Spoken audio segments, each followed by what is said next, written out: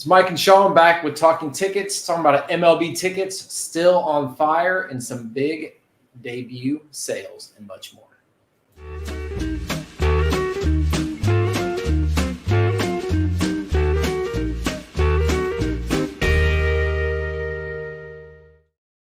Shaun. What's up, Mike?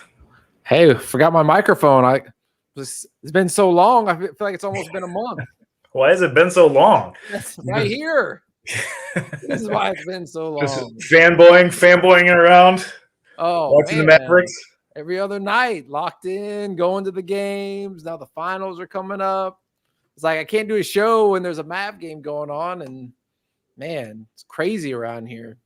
So, do you think that you already used up all of your sports fan luck on the Rangers? No, not at all. Maybe if the Stars would have made it. I mean, I root for them because they're the local team, but they got knocked out last night. So, we didn't use it all up. We're just keeping it rolling. So this is it for you. This is your favorite sport, right? And your favorite team in the championship. It's big time. This would be like if you're Mariners. I know they haven't been there, and they haven't in your lifetime, huh? They've never been there. They've never been in the World Series, period. I will say one thing about having won the title once. This is like all just icing. You can sit back and enjoy it. The first one is a white knuckle ride because you just won it so bad that this going for the second one's like, man, we already got one in the books. When did they win last? 2011. Oh, okay. Yeah, so that's like when the Seahawks won the Super Bowl. Then the next year they were in the Super Bowl, and it wasn't quite as exciting, but still big time. Yeah, it still makes it just a relaxed enjoyment, not so stressful. So, do you have tickets? Yeah, I'll be going to game 1 and 2, and then when they, either when they sweep them or when they win in game 6, I'll be there. So it'll be exciting. So it's 2. How do they do it? 2-3-2? Yeah, 2-2-1-1-1. Oh, 2-2-2. Man, that's a lot of traveling. Hey, that's how they're doing it these days. Yeah, it's been a while since I've paid attention to the NBA, so forgive my ignorance. Well, I know you're a baseball man, so I wanted to just touch on baseball because I feel like every time I look around, baseball stuff is just, man, the ticket collectors of this world love their baseball. And there's a lot of sales going on recently. And even there's a book I was reading that I think had a lot of good stuff. So I wanted to kind of touch on some things and get your opinion since you are the baseball expert. Absolutely. So right off the bat, Heritage had an auction. I kind of want to get your thoughts on some of the bigger sales. And I know you have some really intimate thoughts on one sale. Yeah. So we'll go to the first one, which was the Roger Maris signed 61, which went for almost $50K, 48,000. Thoughts? I think it's a pretty incredible premium for an autograph ticket. I mean, this is probably 10x just because it's signed what it would go for if it wasn't signed. But that's kind of when it's a deceased player and you can't get it signed anymore, and it just happened to have been signed at some point. That the scarcity level is really, really, really high premium. So, you kind of, it's one of those where if you want it, you have to pay the price. It's not something you can really comp and say, well, I'll get the next one because probably we'll never see another one. So if this is your thing, then sky's the limit for the value. I'd be curious if it was multiple bidders bidding it up to that high, if it was a back and forth at the end. Yeah. Where two people were just like, I have to have this. And then it's like, doom, doom, doom, doom, doom, doom, back and forth, back and forth. I think that's usually what happens when something like this occurs, where it's kind of just a mind-bogglingly large number. You just get two people who absolutely have to have it, and got to wait for one to finally give, and that's kind of what happened. It's a great number. It's a great ticket. I'm not a Yankee guy, and you know, all of that. But if you are, this is kind of epic. Yeah, one of the iconic ones. I think it's a 101. Get that. You could couple that with a Aaron Judge signed 62 home run game. Nice little, because there's lots of those out there, so it'd be a nice little pair. It'd be pretty, yeah, be pretty nice. Jeff Ferguson says hello from Ohio, OHIO. All right. I need info. I wonder who bought this. Jackie Robinson, first home run. Yeah, I know. And whoever bought it overpaid for it, that's for sure. I didn't know about this until Howard show Stub Love, who does one on Instagram. I was like, oh man, I kind of glossed over this one because it's not really my thing. And then I heard that the man, the myth, the legend, Shaun took this one down. Give me some insight on this. Well, yeah, to me, this is so I already have Jackie's debut, obviously, and Jackie's first hit, and this completes the triad. So you get the first hit, home run, and debut, all in different games. It's the first, second, and third game or maybe fourth game of the season, I think. I'm not sure about that because there was one that was rained out in there. But these are fairly rare. I've seen maybe a handful of others, and this one is the historic importance of this game is far more than just the first home run of a Hall of Famer, which is how Darren Ravel characterized it in his write-up about it. It's the first home run by an African American in Major League Baseball history. So kind of the if you don't have this home run, you don't have any Willie Mays home runs or Hank Aaron home runs or Ken Griffey Jr. home runs. This is the beginning. This is the first. And so that gives it some serious historic importance in my view. And that's why I couldn't pass it up. Plus, I needed it for my 1947 run, which is getting better now. So what was I missed the Ravel. Was there was a write-up on this sale? I mean, what was his quote? on his Collect website, they do kind of a review of auctions, and this one made their review. And Darren characterized it as mind-boggling, and how much it sold for. So, yeah. Did you expect it to go for this much? No, I definitely didn't. I was thinking more 15 to 20 range, but you know, had to.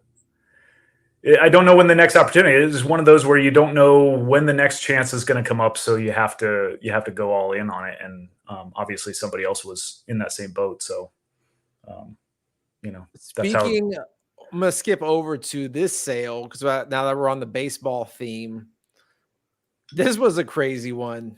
I know a lot of these things were touched on the other night, but for people who didn't see Howard's, it's like, all right, eBay, Milwaukee Braves, ticket stub, Henry Aaron, career home run number 25. Shaun, what is this ticket? Yeah, that's Sandy Koufax's debut. And the seller didn't know it. And listed it as Hank Aaron's 25th home run, which is, that's kind of nice. But 10,000. So the big thing on this, and I was one of them, is that I think that more people would have bid on it higher if they were able to bid more than $10,000 on an eBay auction. But I didn't know. I kind of knew this, or I guess I'd never been presented with this issue before, where I wanted to bid more than 10,000 on something, but I couldn't until this one, because they set a limit unless you take action to somehow increase your bidding limit, which I have no idea how to do that. And I don't think most people who are just casual eBay users have any higher limit than just whatever the default is. And apparently it's 10,000. So that's why it didn't go for a whole lot more than that, I think. I believe that if it was slabbed, listed properly, sold at a real auction house like Heritage, it probably would have sold for 25 to 30,000. Yeah, that's what I was thinking, around that 25K number. Yeah. So whoever got it, I mean, they could pretty easily flip it for a nice profit. How did you know? Because I didn't see it until I heard about it afterwards. How did you know that this listing was there when it doesn't say anything about Koufax debut or nothing. It's just very generic. I think that eBay actually, this one, it just came up in suggested things I might be interested in, and it might be because I was looking at some of the other tickets that this seller had. Before this, they sold a Hank Aaron first hit, in it, which is a similar era. I think it was the same year, and it was a Braves ticket. So, I think that it popped up, and I recognized the date. I know this date by heart. So, obviously, save it and put a snipe bid in on it, and that wasn't enough. But I was actually bidding live on it and tried to go higher, but it wouldn't let me. So, lost out. But I already have one, so it wasn't the end of the world. But this is a much nicer copy. I really like this one. Yeah, it's one of those that you're not going to find a whole lot of these out there. It's the centerpiece of a collection, and you find it randomly on eBay. How often does that happen? Do you know who won it? I don't know who won it. No. So moving along to MLB monster sales. This one sold, which I was like, wow. I know you probably have more insight. I thought this was a very strong price, almost $15K for a Ripkin debut. And I don't know if this is one of the nicer ones. Actually, I kind of pulled up the comp. So total population, there's 5 7s, 2 6s, 4 5s, 4. So there are actually 17 of these, which I thought kind of around that number. I mean, what did you think of this one?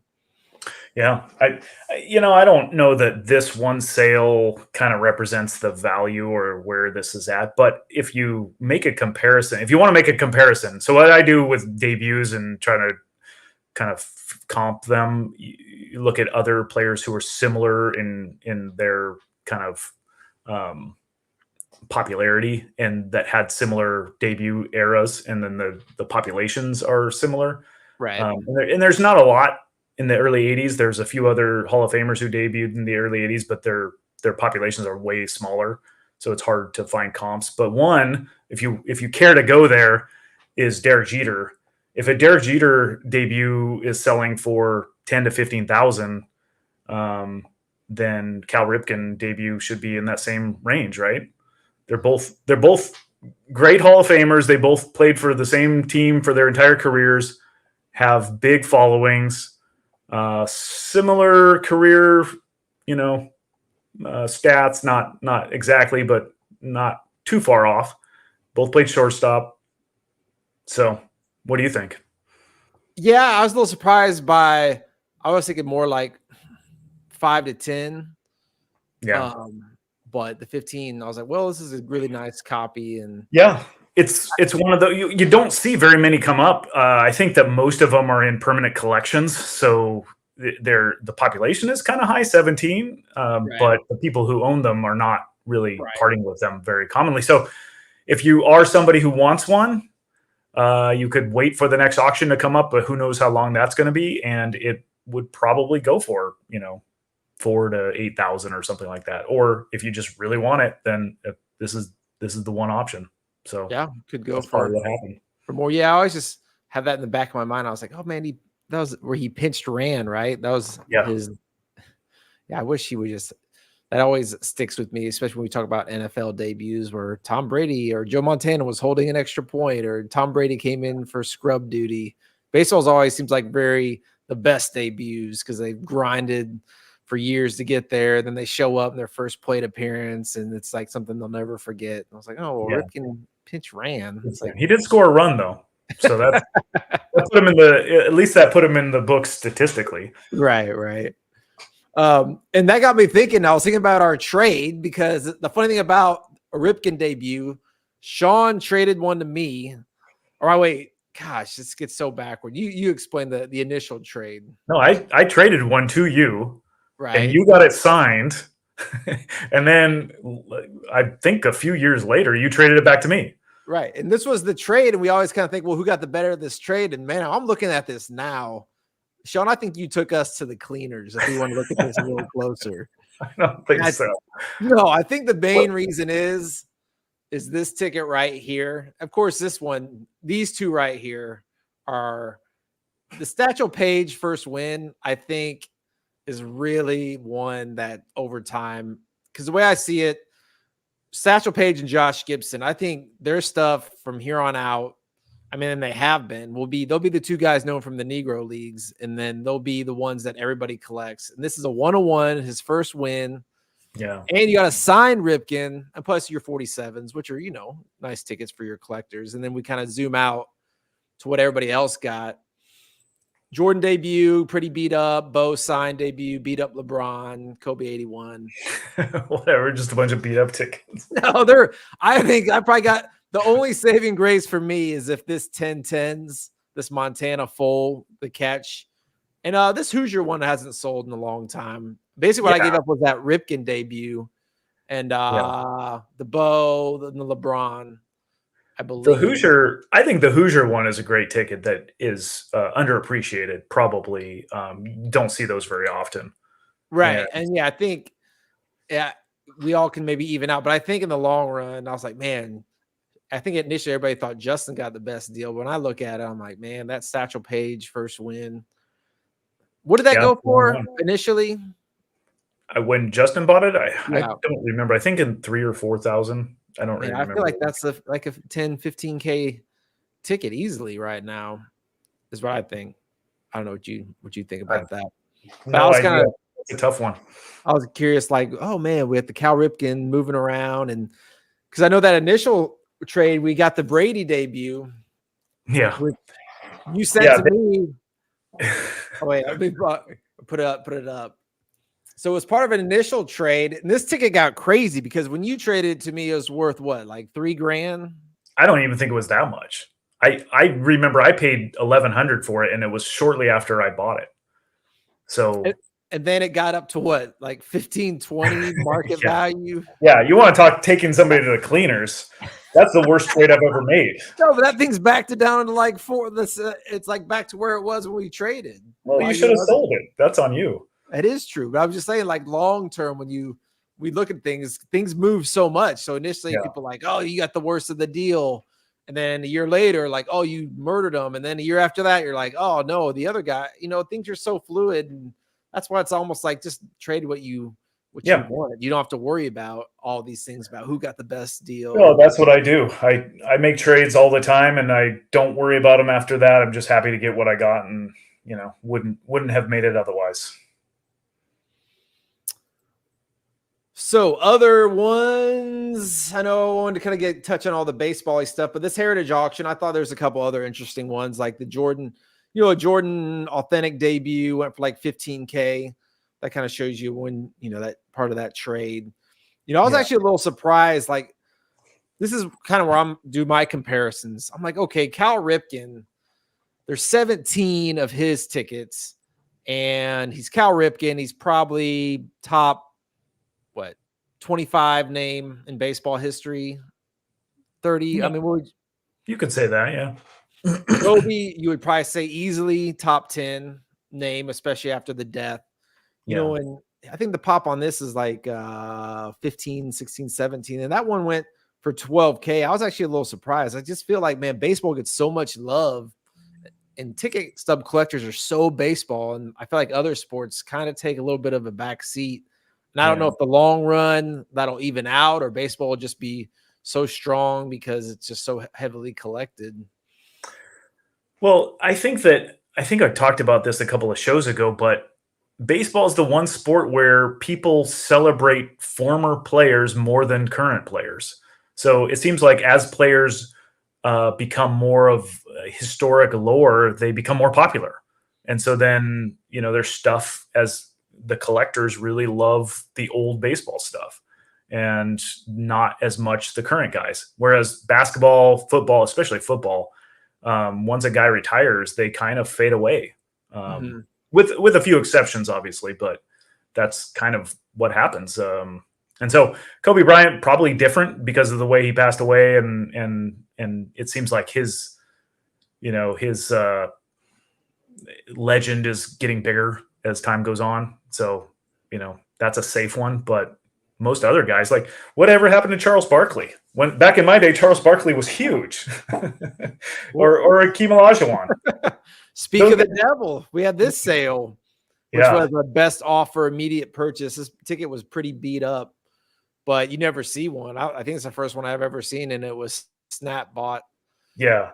You know, I know the person who won this, and he said that he's never seen one before either, and he needed it for his collection. So first time, and this is a big time collector that would, if there was another one out there, he would have been aware of it. Yeah, so I bet he was insanely excited to get that one, I'm guessing.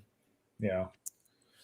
But yeah, all the kind of the big sales. There was Heritage. You know, we had an 8,400 Jordan slam dunk tickets.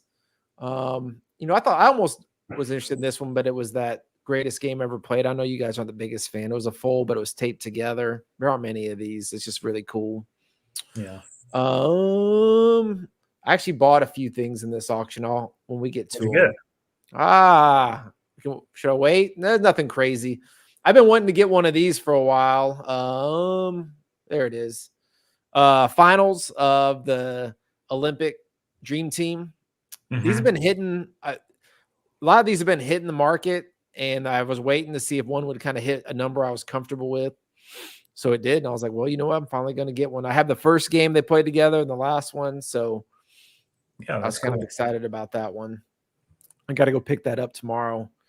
You got DFW. Beckett's down the road. Heritage is down the road. Makes it pretty nice. Right. Just go drive down. But other than that, you know, it was a pretty good auction. Yeah, they had some good stuff. I don't know if there's any of the other ones you're wanting to touch on. We touched on the main one I was focused on, and that's pretty much all I was following, and I won it. So, you know, success. So I wanted to bring up this book because I thought this was a great baseball read, but also if you're a collector looking for baseball ticket ideas, see if you've heard of this book.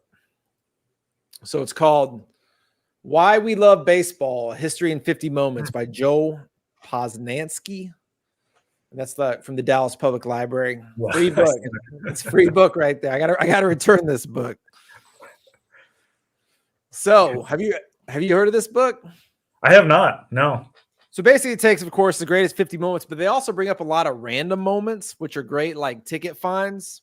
Yeah. Like one, you know, they have called the Grand Illusion. So it's when Miami had that pickoff play against Wichita State, whereas the hidden ball where they picked them all off and they act like it was hidden. Other thing, did you know a guy went up to Nolan when he was pitching and came up to bat with a table leg? I've heard that story. I don't know how true that is, but yeah. Here's one. It's called Johnny Bench Ends the Argument. Have you heard of this story where he went out to the pitcher's mound and basically he was kind of a young rookie or second year, and he's like, hey, you need to start throwing more curveballs because your fastball just doesn't have it today. The guy's like, basically get behind the mound. So the guy threw a fastball. He kept shaking him off. He threw the fastball. Johnny Bench caught it with his bare hand. You ever heard that story? I have not heard that story. See, this book has all sorts of crazy stuff. Caught it with his bare hand. I don't know. You know, a lot of these stories, I kind of feel like they've changed over time a little bit. Maybe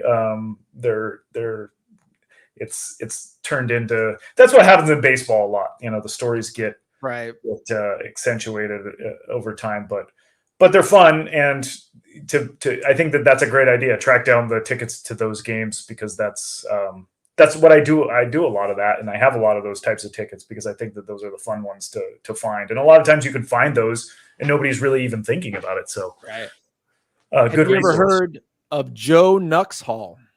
Yeah. Youngest player in Major League Baseball history. Yeah, I didn't know this. Do you know what age he pitched in the big league? He was 15. Yeah, 15. It was 1944. Is that on your eBay save search? Well, I mean, it's definitely a ticket I would like to find, but that's not really one that's realistic. I mean, who knows? It might be. Another one was David Holtz. You know the David Holtz one? No. Where he hit 4 foul balls in a row in the dugout against the Angels, and they're all like cowering in the corner of the dugout. Yeah, I remember that. There's a cool video of that you can find on YouTube. Yeah. And then they had like a moment for every team, which I thought was cool. So like basically they had a whole chapter where it's like, oh, this is the moment that, you know, resonates with this fan base. Mm-hmm. But yeah, those are just like the tip of the iceberg of all the little random things in there. And if you're a baseball fan and ticket collector, I like to find those niche things. I was like, man, this is a great book.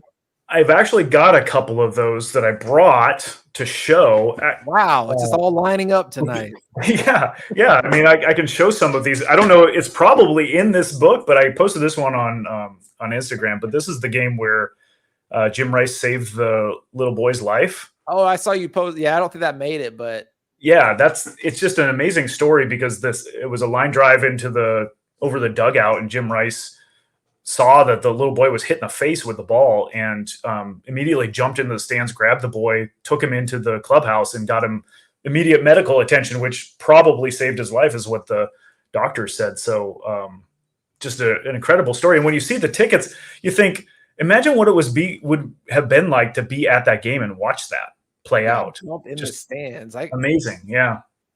So that was a good one. I also have this one I just picked up. It's part of a 2-ticket pair. And this was at Fenway Park in 2003, June 27th. Johnny Damon became the second player in Major League Baseball history to have 3 hits in 1 inning, which, you know, getting up to bat 3 times in 1 inning is just amazing. But he had 3 hits in 1 inning. But the amazing thing is that exact same thing happened the first time. That was the second time in Major League Baseball history. But the first time that happened was exactly 50 years prior in the same stadium. And It was a guy named Gene Stevens. And those are the only 2 times that this has ever happened, 3 hits in the same inning. And it happened 50 years apart at Fenway Park.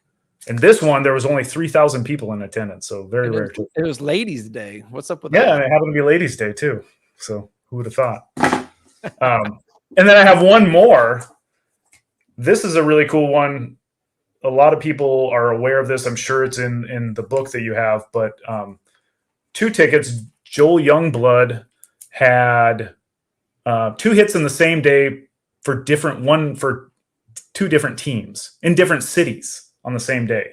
What? And yeah, one in Philadelphia, one in Chicago.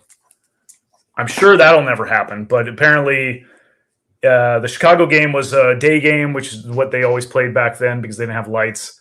Had a hit, got traded during the game, left, took a flight to Philadelphia, got with his new team, and then they had to pinch hit him because they needed him late in the game, and got a hit in that game too. Wow, I never even heard of that. How'd you know that story? Oh, it's a common. I read books like it's common knowledge. The library and check out books. Everybody knows. Everybody knows about that story. Yeah, if you're a baseball nut like me, that's one that you hear about. So yeah. So there's some cool examples of what you might find in that book.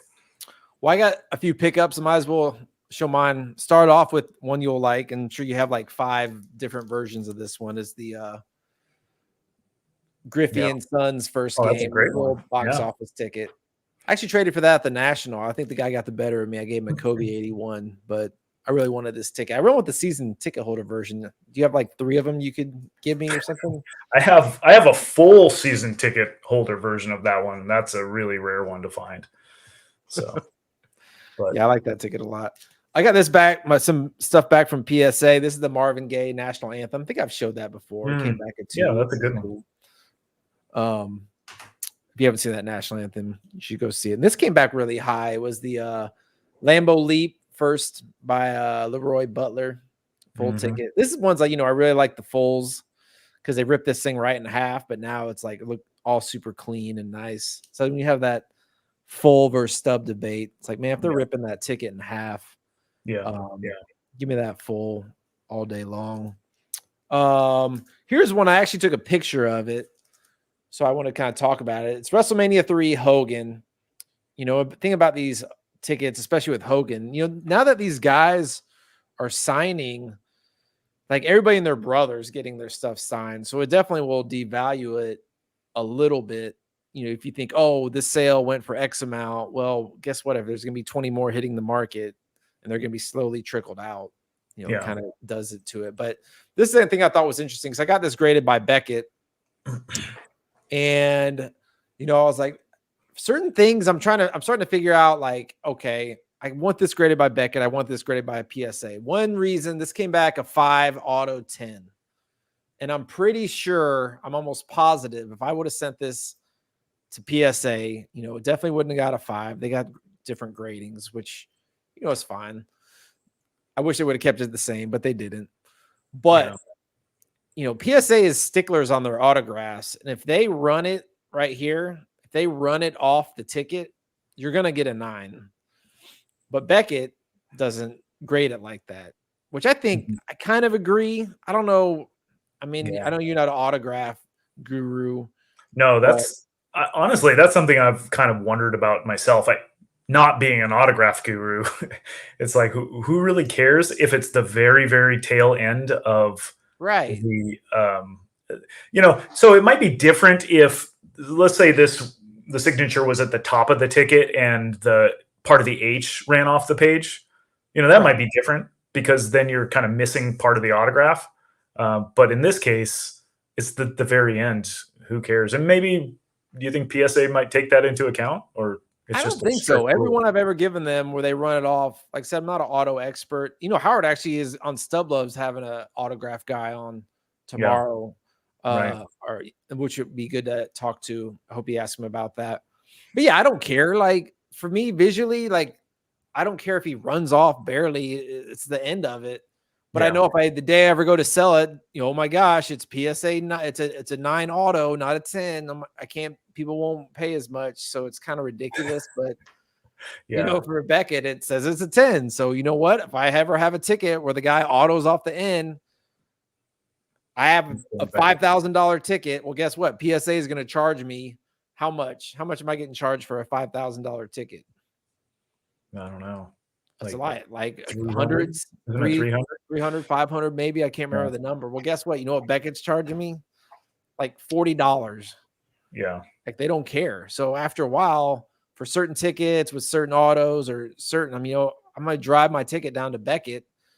They're going to pay my $35, get it back, where I got to ship it to PSA. They're going to charge me an arm and a leg. They're going to give this auto a 9. So there are, people like to dog on Beckett. I think there is some things I definitely like about Beckett. Me living down the road makes it even more convenient.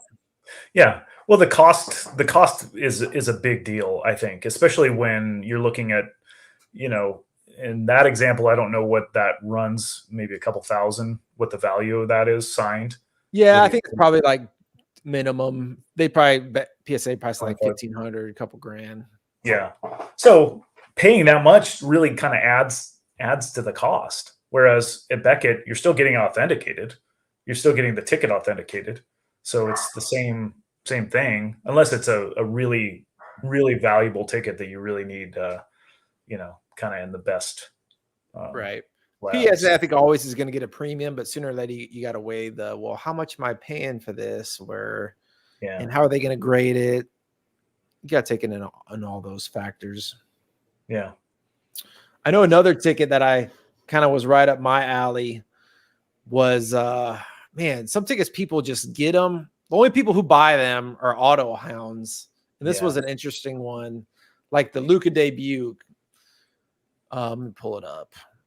So like this is one you think about, if you see something you like, just buy it, right? You don't want to mess around and be like, oh, he priced it for 100 and I'm going to offer him 75 and hopefully he takes it, when you just should have paid 100. And this is a good example. I could have bought one of these when his rookie year for like $100, and I offered like 75. And then of course somebody came and bought it. I'm like, damn it, I really wish I had this ticket, but I don't. I do have this one, but look at these Luka tickets. Auto, 99, 45. And then think about Luka's auto, it's trash, which is another annoying thing. Like, look at this thing. I gotta pull it up. Like, they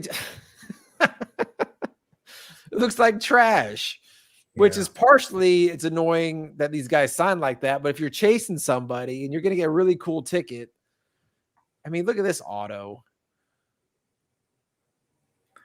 Well, yeah, that's it. The awful. scribble. I mean, at what point But does it what's kind of become difficult to authenticate these because they're so bad? right, and then they're all auto, like scribble, scribble, scribble, scribble, scribble, scribble, scribble. But if you look at the pop report, there's 2 non-autoed and 8 autoed. So it's these auto guys just bought them, and now they're chasing them, and they get these crap autos on them.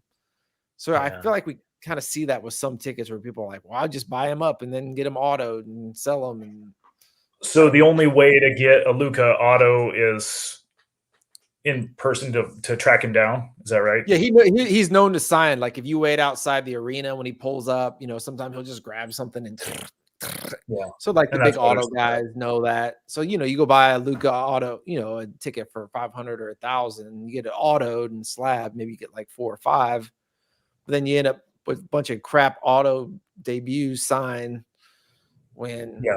a Well, ticket. don't you think that since he's a relatively young player, he's going to have a really long career? There's going to, over that period of time, there's going to be a lot more tickets signed.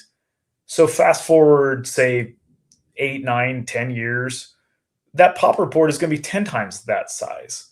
So why would you spend that much for it now when you could wait till then? And Right. I wouldn't. I guess the fan in me and the ticket collector me is like, gosh, people are just buying these and getting these crap autos on them, and then they post them for stupid yeah, prices on yeah. eBay. Now Like, you know how I feel, because every time I see a Hall of Fame debut with a signature on it, I think that's one that I will never get because I'm not going to pay a premium for it just because he signed it. I don't care about the signature. So yeah, now you feel me. see, they're defacing your MLB Yeah, debuts, and now you're like exactly. taking it off your list of one you could potentially Yeah, buy. because there's only a limited number of them. So everybody that gets them signed, they're out. That one's gone. But yeah, so that was just kind of get on my soapbox about, man, some of these tickets, people, that's all they do is just buy them to get them, which I don't mind. But when you're chasing them and it's going to look like trash, more than likely, it's like, Yeah, really? and then they want 40,000 for it. Yeah. 40. It starts at 99, 45, 30. Like he better be Michael Jordan, which he, Yeah. he wins the series. Look out. He Oh, becomes the face of the league. yeah. He's got a ways to go before he's Michael Jordan. And I don't follow the NBA now, but I did back in Michael Jordan's day. And I know he's no Michael Jordan. He's very divisive. We live in Dallas, so everybody loves him, but a lot of people around the country do not like him because he whines like he's the biggest whiner player I've ever seen. And I go to a lot of games, and TV does not do justice on how much he whines to the refs. Mm. Even my wife will sit there and say, like, God, will he just shut up? Every time something happens, he's like looking at the ref and doing this and like Oh, that's gotta be yelling. annoying. Yeah.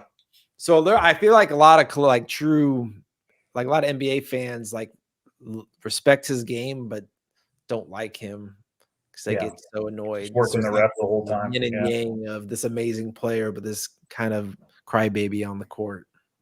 Yeah. So you watch more NBA. The finals are coming up, Shaun. That's your homework. Maybe when Seattle finally gets a team, then I'll start paying attention again. So P. Diddy said bigger than LeBron. No way. I think LeBron Jordan always be 1-2. Oh, the biggest other. Oh, he says the other biggest whiner. Oh, by far bigger than LeBron. It's not even close. And I'm like insane Mav fan, but I see it like in person, and it's unbelievable. PDA says none of those are in sold. So what is realistic price for a signed Luka debut? I don't know, a decent one. You're probably, who knows, because nothing's sold. Could be like 3, 4, 5 grand. yeah. Slab. It's hard to say.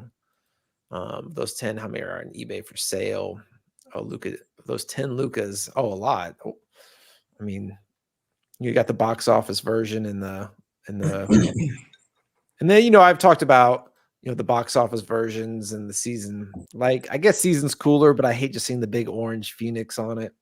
Yeah. Box office is kind of cool, especially if you get it signed. But when it looks like this, it's like, Jesus, man. Looks like a kindergartner scribbled that. I know. It looked like they were testing their pen. They were So testing it bad. to try to make sure it worked. Hey, it's only 45,000. No, it's not only $45,000. It's $45,000, 777. Oh, I guess that's Luka's number, so they want to make it fun. Add some room to negotiate. Yeah, it's fun. 777. So you want to give us some info on the National? I know we're less than 2 months away. Yeah, so I think we've put out there that we have the meet and greet, the get together on Friday of the National at 6 p.m. and that's at the Butcher and Brewer in downtown Cleveland. So it's pretty close to the stadium, the baseball stadium, whatever they call it. So if you haven't booked your stay yet, that would be a good area to book, downtown Cleveland. And then the following night, Saturday night, we have, and this is sanctioned by the National, and it's going to be a part of the trade night. So they have a big trade night Saturday night with card, it'll be a card trade night, but they'll have a spot sectioned off for ticket collectors at the National. So it'll be after hours trade night, but it'll be ticket collecting trade night section. So we'll have our own ticket collecting trade night on Saturday night at that event. So work your deals on Friday night, bring the tickets on Saturday to the National, and then finish the deal. That's the plan. Have you ever been to the National Trade Night? I have not, but I've, like everyone else, I've walked through and stepped over people doing their little trade nights in hotel lobbies. Right. Well, I heard they're going to try to crack down on some of that stuff. I know a guy, who has a table, and they basically telling him they're going to be checking lanyards more. They say this, and the day comes and it's chaos, but checking lanyards more, not letting people do deals in the lobby, trying to enforce trade night as only trades and not cash sales, which I don't know how they're going to do that. Yeah. But usually it's what I believe they have it in like one of the larger ballrooms, and then people go over there and just set up shop and display, put their stuff out. But I think that's ideal, is where you're in the card trade community night, in it, but you have your own little area so the non-card people can come over and be like, oh, cool, or right. But you still have your own people there. Yeah, and that's the plan. So there'll be apparently there'll be tables to set up on, or to just mingle. I think that it'll probably be a lot more socializing than actual trades, but hopefully those conversations can get started, and trades can always be executed later on down the road if the right deal comes up. So I'm looking forward to it. I want to have that opportunity, and I'll bring some pretty cool tickets to potentially trade if that's, and if not, then I'll take them to consignment. Yeah. And what's Mark's rule? Don't bring it unless you plan on trading it, or being unless you're willing to lose it. Yeah. Willing to part with it. Mm-hmm. Yeah, that should be I'm looking forward to it. It's coming up. But yeah, who spearheaded that? The whole trade got that going. Well, that's something that Howard has been talking to one of the main organizers at the National, and basically told them that we wanted to do this, and so they offered to set aside space for us, and that's kind of how we put it together. So credit Howard for that. That was all him, and we kind of want to look at it and go through the motions a little bit this year and see what it's like, and see if this is something we want to continue. But hopefully a lot of people show up and bring tickets, and we can do some deals. Man, Howard's on fire. Yeah. Howard the Bulldog, man, he gets it done. Nobody's gonna stop him, that's for sure. Yeah, you never know at those shows. I remember at my table, two guys randomly, one guy showed up with a Montana debut, and the other guy said, I want it, I'll buy it from you. And it was a 5-figure sale, right there. I'm actually, I don't know if you know this, but I'm the guy who connected both of them. You didn't even get a fee for that. No, I didn't. I'm still waiting for it. Yeah. So big things can happen for sure. Yeah. Big deals happen. Big deals go down. Well, I don't think I had anything else. Do you have anything you want to touch upon? I think I covered it. Yeah, it's good. Good, solid, just rolling through the show, and Have you booked your hotel yeah, yet at the National? locked in. Probably need to get a car rental, I would assume, because that's the thing about the Cleveland show. All the hotels are about 15, I think, minutes away. So I probably should do that. But yeah, I'll be setting up Wednesday, Thursday, every day, flying out, getting there Wednesday morning, flying out Sunday. Wow. Okay. Cool. Looking forward to it. So am I. Are you going to have any extra dealer passes? No, man, they're strict. I think they're giving out 3. It's tight. So yeah, that's what I've heard.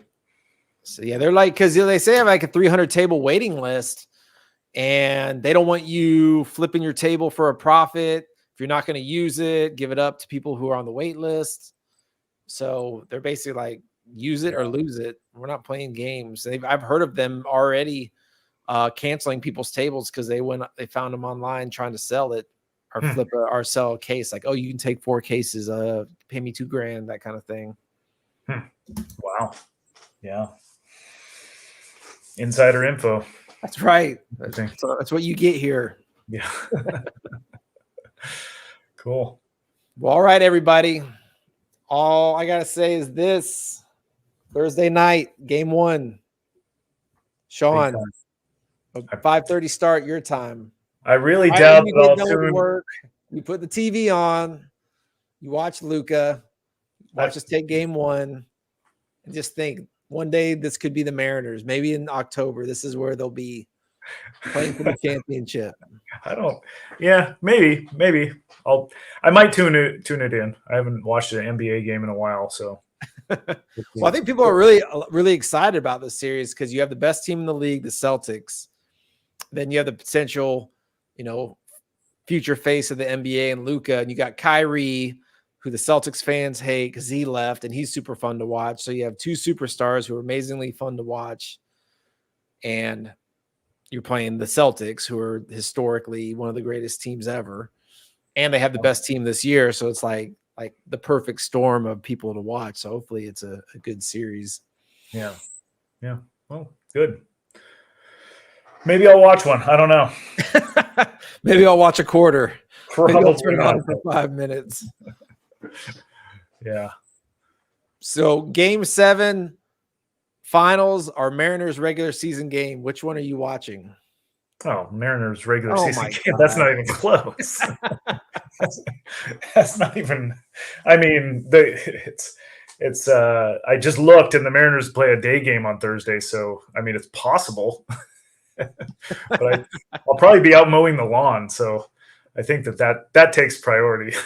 Man, we gotta get you spread out to other interests. Again, once the NBA expands again and Seattle gets their team back, then it's possible. Yeah, that's fair enough. I feel like the Mavs left. I would be, maybe go scorched earth on the NBA. Yeah, that was me back in 2007. P Daddy says ASU girls volleyball over NBA. So maybe watch some WNBA. See Caitlin Clark get the crap beat out of her.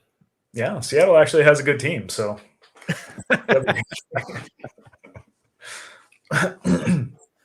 Well, all right. Thanks for watching, everybody. Hopefully we'll get one sooner than a month, but I can't. Finals are going to be the next 2 or 3 weeks, so it's hard. Yeah.